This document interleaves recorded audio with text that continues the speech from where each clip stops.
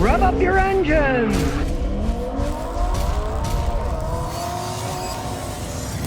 Okay, old pickup trucks. This is a 99.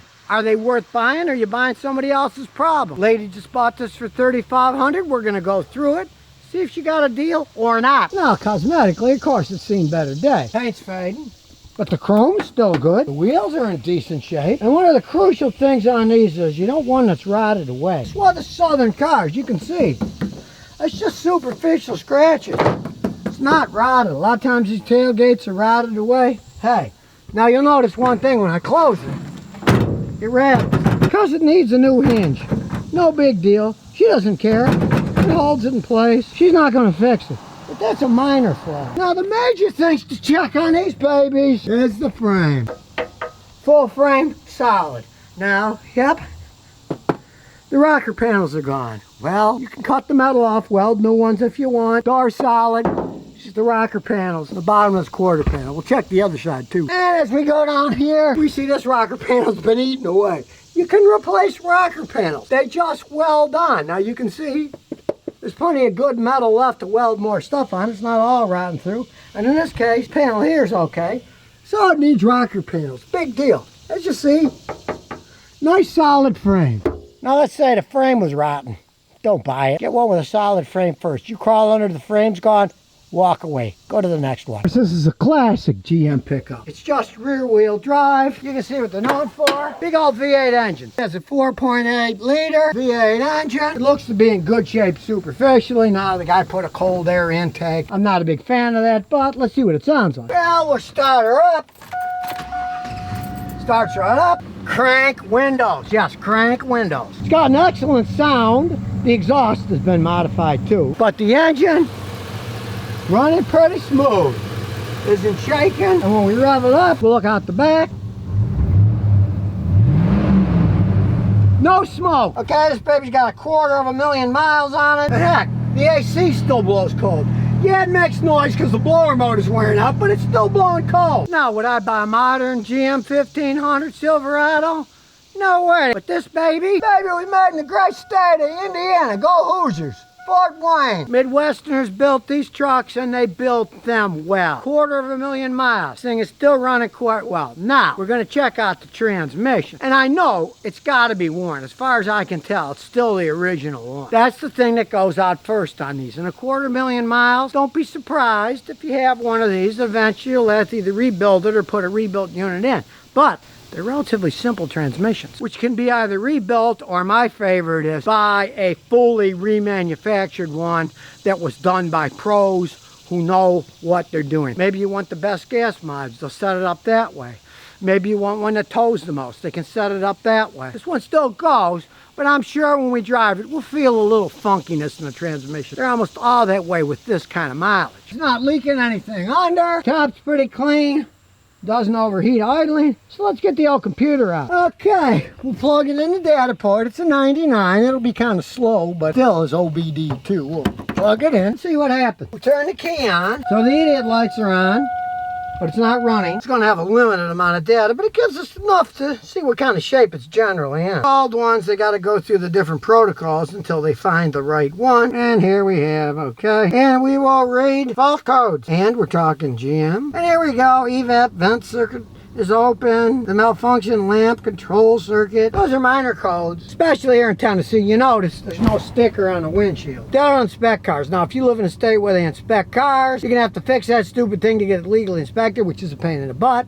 Always consider that if you live in an area. But also check the dates and areas, because if this car was in Rhode Island, it would be grandfathered. It's too old and it doesn't need emissions testing anymore. So always look into that kind of stuff in your area. If you can get an older vehicle and you don't have to get it inspected, that's one advantage of buying an older vehicle. You don't have to deal with all that crap. Back, what I really want to see is reading the live data. Select everything and we'll look at the data. The airflow, mass airflow sensor. The airflow rate is pretty good. 5.6, 5.7, 6.7. It's a big engine. That's close to the liter of the engine at idle and drive, which is what you want. Now the engine coolant, you notice, is in the red, and that's because it's too cold. See how low it is here?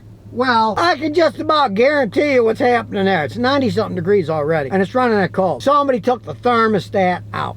Now, you can run them that way. They'll run perfectly fine. Except if you do it in a modern car, it'll put the check engine light on, then you can't get your car inspected. But here in Tennessee, when it gets hot, a lot of guys will take the thermostat out. And then in the winter, when they want heat inside to warm themselves up, they'll put the thermostat back in. If this was mine, I would just put a new thermostat in and see how it runs. And if it ran fine, I'd just leave it in the whole time.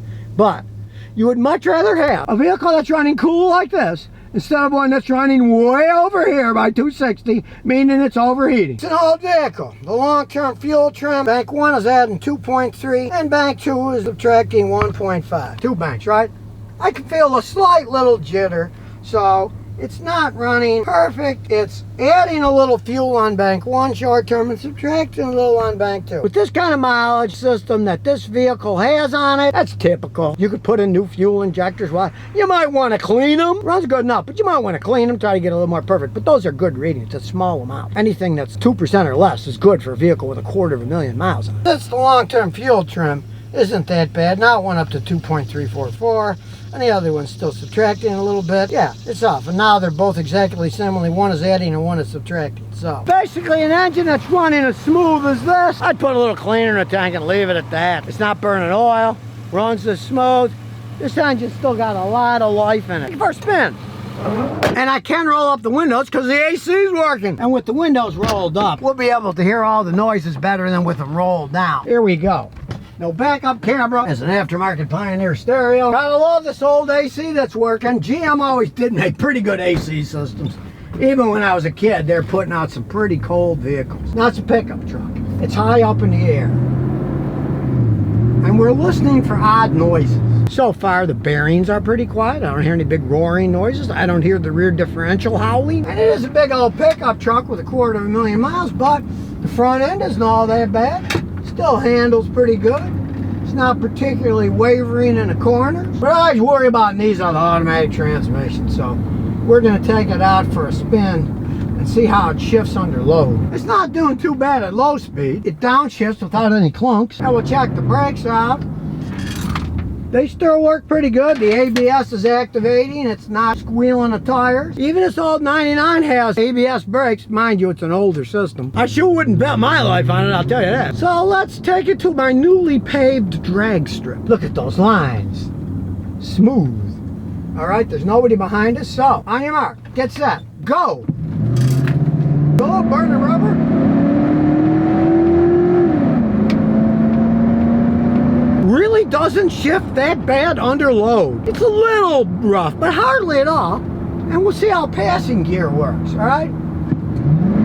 It goes down, picks up, and goes faster. As far as I can tell, she's really getting her $3,500 worth out of this old pickup truck. Front end stable, look man, no hands. It's always gonna drift a little to the right. That's how this road drains, and they just repaved. It's just pretty smooth. You don't feel any jerking. It's going in all the gears. No howling noises. Now, if I only had $3,500 to spend, I'd definitely buy this pickup truck. Of course, we already got 2 Toyotas sitting in a driveway. They'll probably last another 30 years, so I'm not looking for one, but she found this. And interestingly enough, her other vehicle is a Tesla electric car. So, kind of ironic there. Well, even the interior's in pretty good shape in this thing. Seems to me it's been redone. They did a pretty good job, too. It's comfy and it looks good. Only thing I can really find wrong is this.